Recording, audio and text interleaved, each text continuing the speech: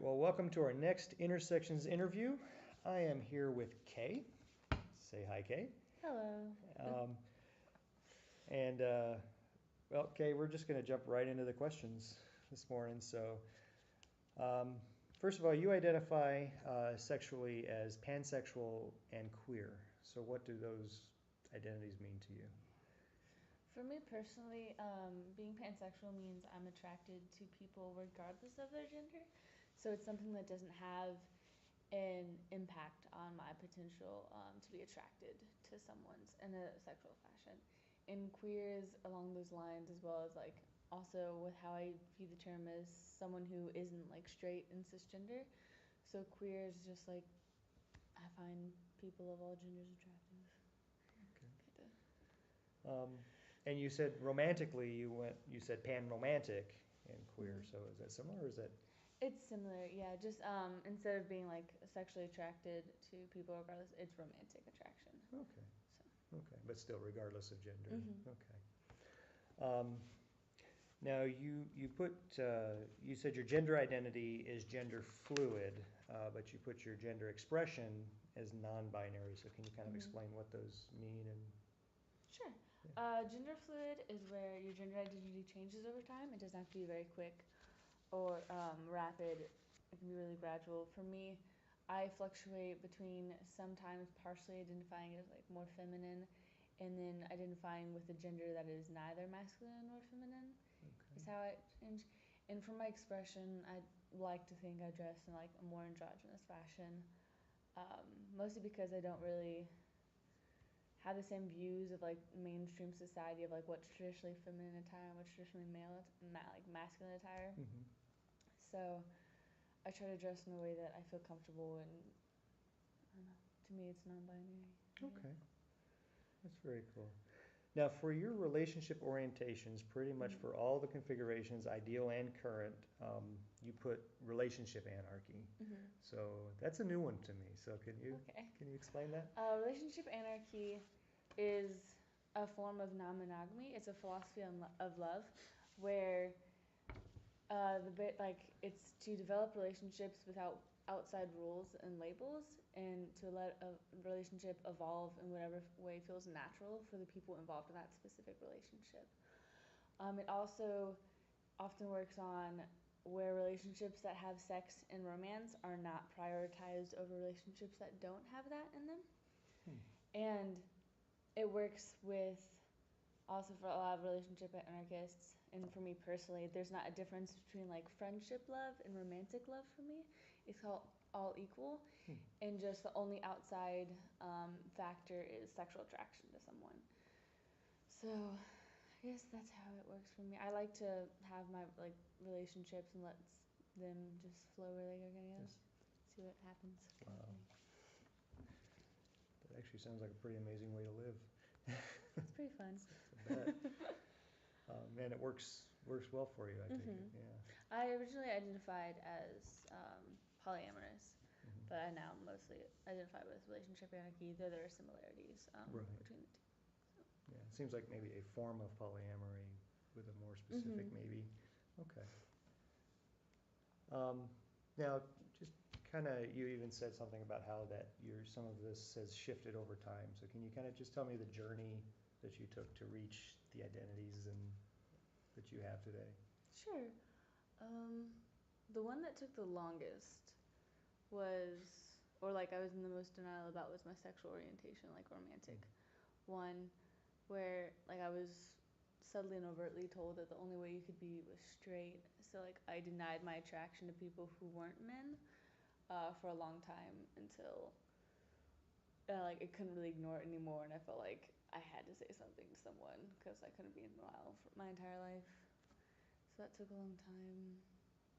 And I like found a lot of resources online that describe different orientations. I first came out as bi-curious, but then and then maybe like tinted as bisexual, and then I heard pansexual, and I was like, oh, this works so much better for me. So I like that term more.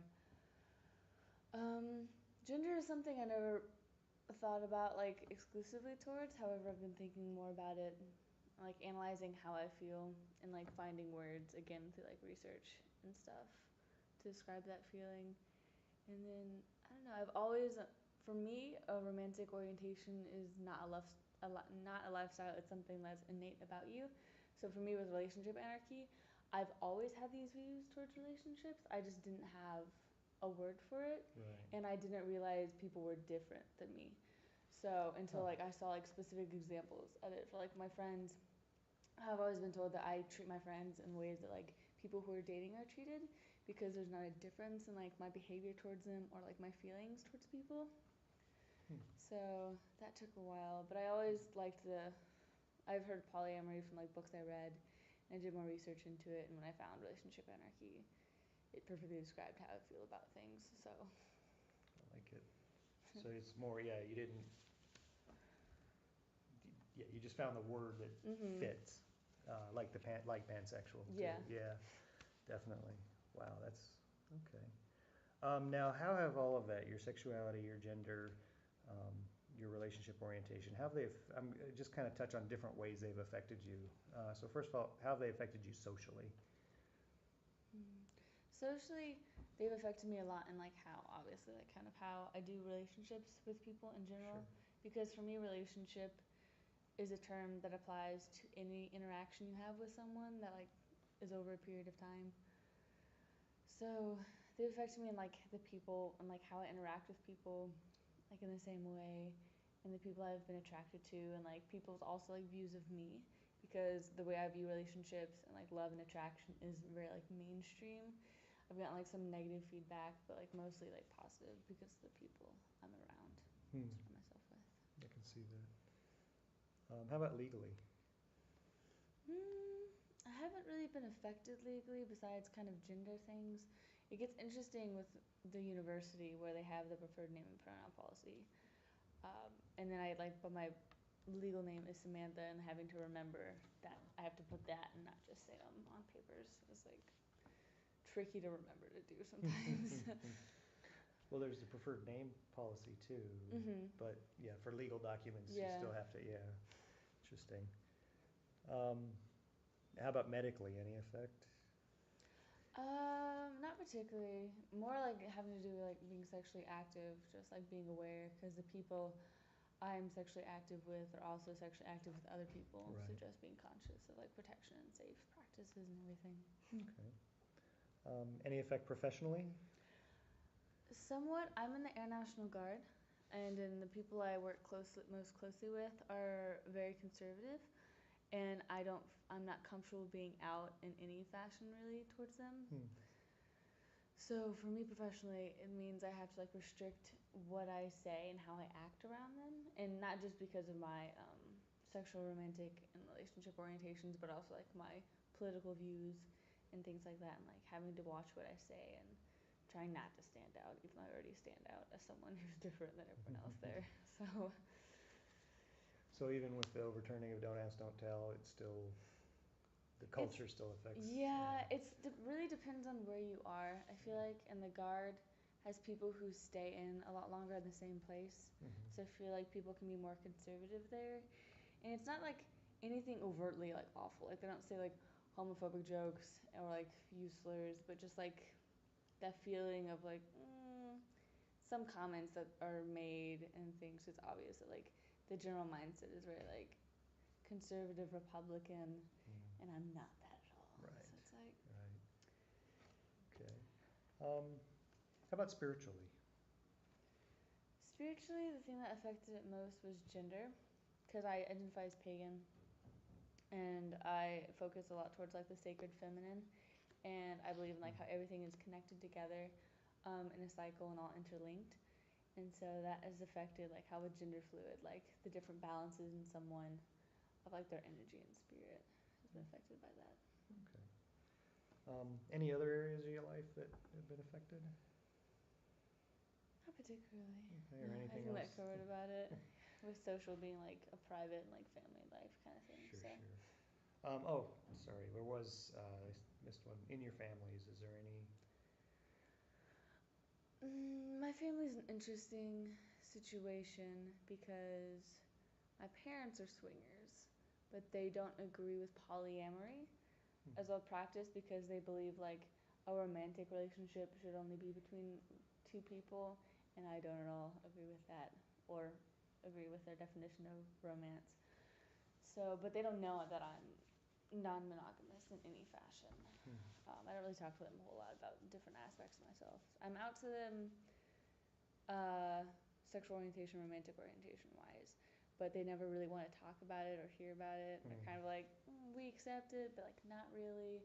It's a choice. Don't talk about it with your siblings because you might turn them gay. Kind of mentality. But I have a twin, and she is also in the LGBT community, and my siblings are really like open and friendly and supportive about everything. But I'm not out to like any other like really extended family. Okay, interesting. Anything else you want to share or mention? Not particularly. Okay, well, That's about it. thank you again for doing this.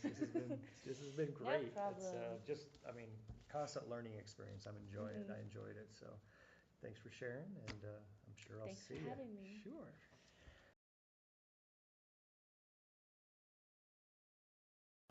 Hey, this is Mike. Thanks for watching.